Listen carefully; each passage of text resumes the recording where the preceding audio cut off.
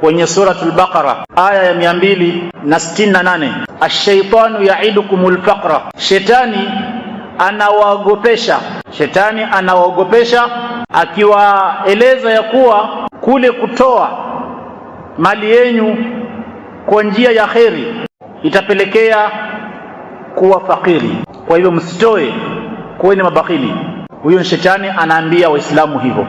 Wayamurukum bilfahsha, na kisha baada ya shetani kuwaogopesha waislamu wasitoe mali zao ili wasije wakawa ni mafakiri, na kisha akawa anawahimiza wawe ni mabakhili, shetani yaamurukum bilfahsha, kisha anawaamrisha shetani waislamu zile pesa ambazo hawakuzitoa kwa njia ya kheri wazitumie kwa fahsha, kwa maovu, kwa machafu. Kwa Muislamu anasikia kuna sadaka inaitishwa hapo, shetani anamwambia usitoe, utakuwa fakiri.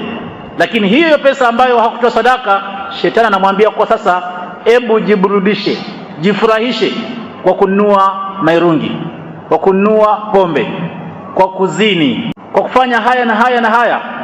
Kisha anamwambia kuwa usijali, hata zikiisha kwa sababu ya kuwa umejifurahisha, tumia njia mbaya ili upate zingine na utazibata.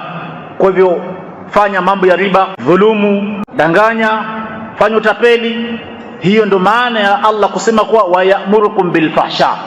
Shetani anaamrisha waislamu wafanye mabaya na machafu na maovu na madhambi baada ya kuwa ashawaogopesha kutotoa katika njia ya Allah.